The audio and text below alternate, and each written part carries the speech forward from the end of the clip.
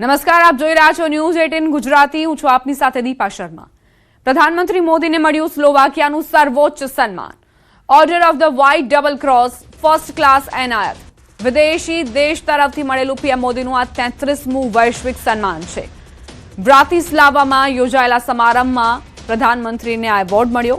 પીએમએ સન્માનને 140 કરોડ ભારતીયોને સમર્પિત કર્યું. ભારત સ્લોવાકિયા મિત્રતાને વધુ મજબૂત બનાવતું આ સન્માન હોવાની વાત તેમણે કરી. પ્રધાનમંત્રી મોદી એ માત્ર ભારતીયોના જ નહીં પરંતુ વિશ્વમાં હવે તમામ દેશોના નાગરિકોના ખૂબ જ પસંદીદા નેતા બની ગયા છે અને સ્લોવાકિયામાં તેમને જે સન્માન આપવામાં આવ્યું છે, સર્વોચ્ચ સન્માન, એ તેમનું 33મું સન્માન છે જે વિદેશમાંથી તેમને પ્રાપ્ત થયું હોય. આ તસવીર જુઓ, જ્યાં પ્રધાનમંત્રી મોદી વ્હાઇટ ડબલ ક્રોસને સ્વીકારતા નજરે પડી રહ્યા છે. તેમણે કહ્યું કે આ 140 કરોડ ભારતીયોને સમર્પિત છે આ સન્માન, અને સાથે જ ભારત સ્લોવાકિયા મિત્રતાને વધુ મજબૂત બનાવતું સન્માન છે આ.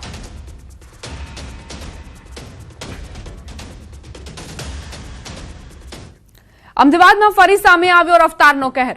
રબારી કોલોની 4 રસ્તા પાસે અકસ્માત. પૂરપાટ કાર બીઆરટીએસ રેલિંગમાં ઘૂસી ગઈ. કારમાંથી દારૂની બોટલનો વિડીયો વાયરલ થયો. અકસ્માત સર્જેલી કારની હાલત જોતા કાર ઓવર સ્પીડમાં હોવાનું અનુમાન છે. કાર ચાલક નશામાં હતો કે કેમ તે પોલીસ માટે તપાસનો વિષય છે. પોલીસે અકસ્માતનો ગુનો નોંધી તપાસ હાથ ધરી.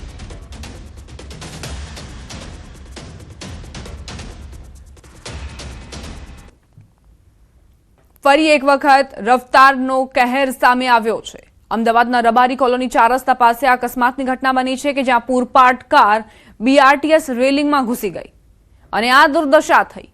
ચાલક નશામાં હતો કે કેમ તે દિશામાં પોલીસ અત્યારે તપાસ કરી રહી છે, પરંતુ ઓવર સ્પીડિંગના કારણે આ અકસ્માત સર્જાયો હતો તેવી જાણકારી છે. અમદાવાદમાં ફરી એકવાર રફતારનો કહેર સામે આવ્યો છે. અમદાવાદના રબારી કોલોની 4 રસ્તા પાસે ગઈકાલે મોડી રાત્રે એક અકસ્માત સર્જાયો. એમાં કાર ચાલકે ઓવર સ્પીડમાં જે કાર ચલાવી અને આપ જે કારની હાલત જોઈ રહ્યા છો કે આગળનો જે બોનેટ સાઈડનો એન્જિનનો ભાગ જે છે જેના કુરચા નીકળી ગયા છે. કાર જે છે તે ઓવર સ્પીડમાં હોવાનું જાણવા મળી રહ્યું છે, કારણ કે બીઆરટીએસની 4 રેલિંગ જે છે તે તોડી અને કાર જે છે તે આખી ફરી ગઈ છે. એટલી ઓવર સ્પીડમાં હશે કે તેની એરબેગ પણ ખુલી ગઈ છે. તેની આગળની નંબર પ્લેટ જે છે તે પણ આપ જોઈ શકો છો કે એ નંબર પ્લેટ પણ નીકળી ગઈ છે અને આગળનો ભાગ જે છે તે તૂટી ગયો છે.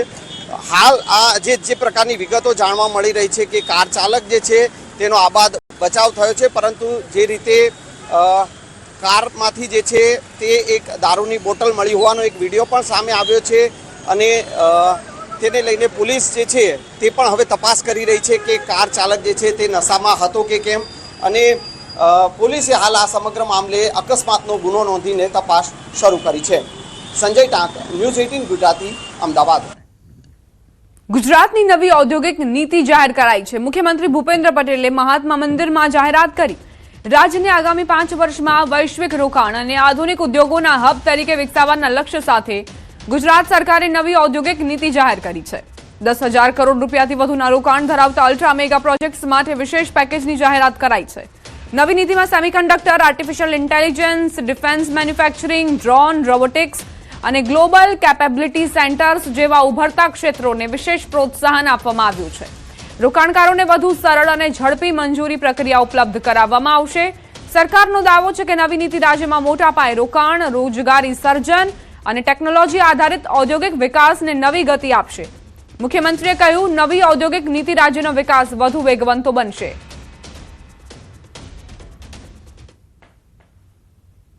સ્થિતિમાં રાજ્યની નવી ઔદ્યોગિક નીતિ ભવિષ્યના ઉદ્યોગને ધ્યાનમાં રાખીને તૈયાર કરવામાં આવી છે.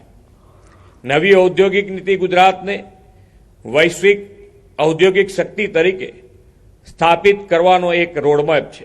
આજે ગુજરાત સરકારે પોતાની નવી ઇન્ડસ્ટ્રીયલ પોલિસી રજૂ કરી છે. આ મુદ્દે વાત કરીએ સેક્રેટરી મમતા વર્મા સાથે. મમતા મેમ, અગાઉની પોલિસીમાં અને આ પોલિસીમાં શું ડિફરન્સ છે? કારણ કે અત્યારે એઆઈ અને ડીપ ટેકનોલોજી હાવી છે, ત્યારે એ ટેકનોલોજી માટે શું? આજે નવી પોલિસી અમે જાહેર કરવામાં આવ્યું છે. એનું મુખ્ય વિઝન જે છે એ વિકસિત ગુજરાત અને વિકસિત ભારતનું જે સપનું છે એના સાથે અલાઇન રહીને અમે કરવામાં આવ્યું છે. બેસિકલી આ પોલિસીમાં જે MSMEs છે અને જે large industry, mega ultra mega ઇન્ડસ્ટ્રીને સ્પેસિફિક રીતે એને પ્રોત્સાહન આપવામાં આવે છે અને સાથે સાથે જે અમે થ્રસ્ટ સેક્ટર ડિસાઇડ કરવામાં આવ્યું છે, જે સિલેક્ટેડ થ્રસ્ટ સેક્ટર્સ જે ડિસાઇડ કરવામાં આવ્યું છે એમાં પણ એને ઇન્સેન્ટિવ મળશે.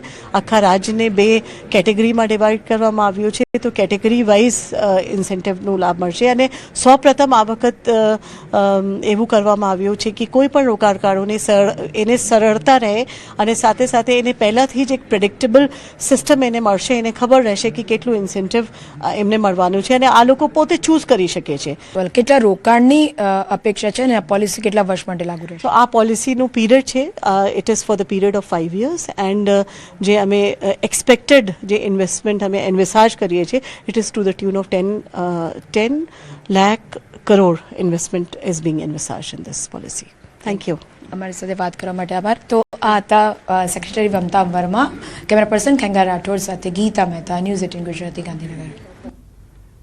રાજકોટથી સમાચાર. મહાનગરપાલિકાનું ફૂડ વિભાગ એક્શન મોડમાં. નામાંકિત રેસ્ટોરન્ટ તેમજ પિઝા પાર્લરમાં ચેકિંગ હાથ ધરાયું. 167 કિલો અખાદ્ય જથ્થો નાશ કરાયો. ગંદકીના કારણે 10 રેસ્ટોરન્ટ્સને નોટિસ આપવામાં આવી. પાપા લુઈઝ અને વિલિયમ જોન્સ નામના પિઝા પાર્લરમાં સંચાલકોને સ્થળ પર 10,000 રૂપિયાનો દંડ ફટકારાયો. આજે પણ અનેક સ્થળે ફૂડ વિભાગ દ્વારા ચેકિંગ હાથ ધરાશે.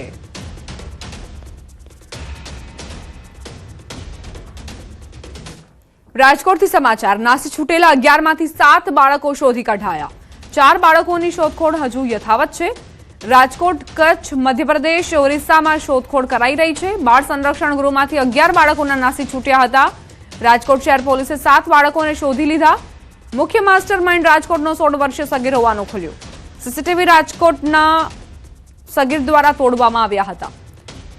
સમાજ સુરક્ષા વિભાગ દ્વારા ગૃહના અધ્યક્ષ પરેશ મકવાણા અને ગાર્ડ રમણીકને શોકોઝ નોટિસ આપવામાં આવી. 2 દિવસમાં ખુલાસો કરવા જણાવાયું. રાજકોટના સગીર વિરુદ્ધ થોડા દિવસ પૂર્વે થોરાડા પોલીસ મથકમાં મારામારી સહિતની કલમ હેઠળ ગુનો નોંધાયો હતો. અમરેલીના બગસરા પંથકમાં દીપડાના આટાફેરા. ઘંટિયાણ નજીક દીપડાના આટાફેરા જોવા મળ્યા, જે સીસીટીવીમાં કેદ થયા છે. ઘંટિયાણથી નાની ધારી જતા માર્ગ પર આવેલા પેટ્રોલ પંપ પર દીપડો આવી ચડ્યો. પેટ્રોલ પંપ પર લાગેલા સીસીટીવી કેમેરામાં દીપડાની હિલચાલ કેદ થઈ. દીપડો દેખાતા આસપાસના વિસ્તારમાં લોકોમાં ભયનો માહોલ છવાયો છે. ઘંટિયાણ નજીક દીપડાના આટાફેરાથી લોકોમાં ભય વ્યાપ્યો છે. લોકો બહાર જતા પણ ડરી રહ્યા છે. પેટ્રોલ પંપ પર કઈ રીતે દીપડો આવી ચડ્યો તેના સીસીટીવી ફૂટેજ સામે આવ્યા. સદીની સૌથી મોટી વિનાશક આફત હવે ખેડૂતોના માથે મંડરાઈ રહી છે.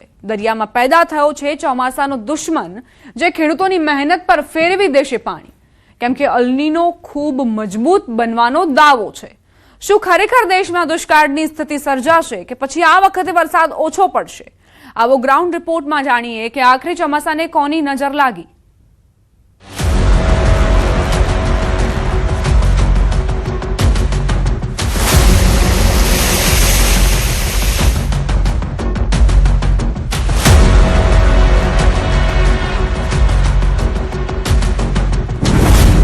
સદીની સૌથી વિનાશક આફત. દરિયામાં પેદા થયો ચોમાસાનો દુશ્મન. ડરામણો અલનીનો બની ગયાનો દાવો. અલનીનો ખૂબ જ મજબૂત બનવાનો દાવો. આ વખતે અલનીનો સ્ટ્રોંગ છે. ખતરનાક અલનીનોની ઘાતક અસર સપ્ટેમ્બરમાં જોવા મળશે. લગભગ જુલાઈમાં એક એટમોસ્ફિયરિક વેવ એમ જેવો ભારત તરફ આવશે અને તે પૂર્વે હિન્દ મહાસાગરનું હવામાન સાનુકૂળ થશે. આવી ગયો ચોમાસાનો દુશ્મન. શું હવે વિનાશક આફતના ભંડાણ? કોઈક એવા જિલ્લાઓ, કોઈક એવા રાજ્યોમાં વરસાદ ના પણ પડે, દુષ્કાળ જેવી સ્થિતિ ઉત્પન્ન થાય અને અમુક એવા રાજ્યમાં અતિવૃષ્ટિ પણ સર્જાય. આ અલ નિનોની બહુ મોટી ખાસિયત છે. ધરતી તપી રહી છે, દરિયો ઉકળી રહ્યો છે. દરિયામાં પેદા થયો છે એવો દુશ્મન જે કરોડો લોકોના હાજા ગગડાવી રહ્યો છે. નામ છે અલ નીનો. એક એવો મોસમનો ખેલ જે હજારો કિલોમીટર દૂર પ્રશાંત મહાસાગરમાં શરૂ થાય છે, પણ અસર ભારતના ખેતરો, શહેરો, નદીઓ અને લોકોની જિંદગી સુધી પહોંચી જાય છે. જ્યારે પણ અલ નીનો આવે છે, ભારતમાં ડર પેદા થાય છે. દરિયામાં ખતરનાક ખેલ શરૂ થઈ ગયો છે. શું આ વર્ષે દુષ્કાળના ડકલા વાગશે? શું આ વર્ષે પાક બરબાદ થશે? શું જળ સંકટ આ વર્ષે વિકરાળ બનશે? અલનીનો એકચ્યુઅલી બેઝિકલી શું છે? અલનીનો એવું છે કે જે આપણા આખા વિશ્વ, આપણું આખું જે વિશ્વ છે એનું જે તાપમાન છે, ટેમ્પરેચર છે, કે એની જે ઋતુઓ છે એ આખી એન્ટાર્ટિકા પર નિભેલી હોય. એટલે એન્ટાર્ટિકાનો બરફ કેટલા મેન્ટેન રહે છે એ જેટલો ઓગળે એટલે ઓટોમેટિકલી એ દરિયાની સપાટી ઇન્ક્રીઝ થાય, એટલે પાણીની સ્થિતિમાં વધારો થાય. એના કારણે શું થાય કે પાણીની સ્થિતિ વધારે થાય એટલે દરિયાનું તાપમાન વધી જાય. એ દરિયાનું તાપમાન વધે એટલે આવી અલનીનો જેવી ઇફેક્ટ ક્રિએટ થાય. તો છેલ્લા આપણે 20 વર્ષથી આપણા વિશ્વ સ્તરે ગ્લોબલ વોર્મિંગના કારણે, એટલે કાર્બન ડાયોક્સાઇડનો બી બહુ અંદર મહત્વનો રોલ છે. કાર્બન ડાયોક્સાઇડનું લેવલ દિવસે દિવસે વધી રહ્યું ડ્યુ ટુ ધ પોલ્યુશન. તો એ પોલ્યુશનના કારણે જે આપણું જે આખું જે સ્ટ્રક્ચર છે, કુદરતી સ્ટ્રક્ચર છે, એમાં ક્યાંક ને ક્યાંક એવા વિક્ષેપો આવ્યા છે જે આવી અલનીનો જેવી સ્થિતિ ક્રિએટ કરે છે. એટલે અલનીનોને બેઝિકલી આપણે જો સાયન્સની ભાષામાં કે આપણી જે ગુજરાતી ભાષામાં કે અલનીનો એટલે ગરમ પવનના વાદળો, એક એની ભાષામાં એવી રીતે આપણે દ્રષ્ટિએ કહી શકાય. અલનીનો આ વર્ષ ખેડૂતો માટે દુશ્મન બનીને આવ્યું છે. સાદી રીતે સમજીએ તો એવો દુષ્કાળ જે ભાગ્યે જોવા મળે. સામાન્ય ભાષામાં સમજીએ તો જ્યારે પ્રશાંત મહાસાગરના દરિયાનું તાપમાન એવરેજ કરતા 2 ડિગ્રી વધી જાય ત્યારે તે સુપર અલનીનો કહેવાય છે. ઇતિહાસ સાક્ષી છે, જ્યારે પણ આવો સુપર અલનીનો આવ્યો છે ત્યારે તે દુષ્કાળ સાથે જ લાવ્યો છે. આમાં દરિયામાં ફૂંકાતા પવનો સાવ નબળા પડી જાય છે અને ગરમ પાણીનો પ્રવાહ પણ બદલાઈ જાય છે. આનાથી ભારત પર હવાનું ભારે દબાણ ઊભું થાય છે, જે આપણા વરસાદ લાવતા પવનોને આવતા જ અટકાવે છે. 1876માં ભયંકર દુષ્કાળ અને ભૂખમરો. 1982માં લાખો ખેડૂતો પાયમાલ થયા. 1997માં પોઝિટિવ ડાયપોલથી ભારત બચ્યું. 2015માં મહારાષ્ટ્રમાં ખેતી ખલ્લાસ થઈ ગઈ. આ વખતે ચોમાસું હાલતપૂર્વક સ્થિતિમાં રહેશે. દક્ષિણ ગોળાર્ધનું હવામાન અને ઉત્તર ગોળાર્ધના હવામાનમાં આ બંને વચ્ચેની સ્થિતિમાં રિજનલ ટ્રોપિકલ કન્વર્જન ઝોનની પર અસર થતી હોય છે. એટલે આ અલનીનોની અસર આ વખતે સપ્ટેમ્બરમાં ઘાતક અનુભવાય છે. આમ છતાં ઓક્ટોબર સુધી વરસાદ તો થતો જ રહેશે અને ભારતના ચોમાસા ઉપર ક્યારે અચાનક ભારે વરસાદ તો ત્યારે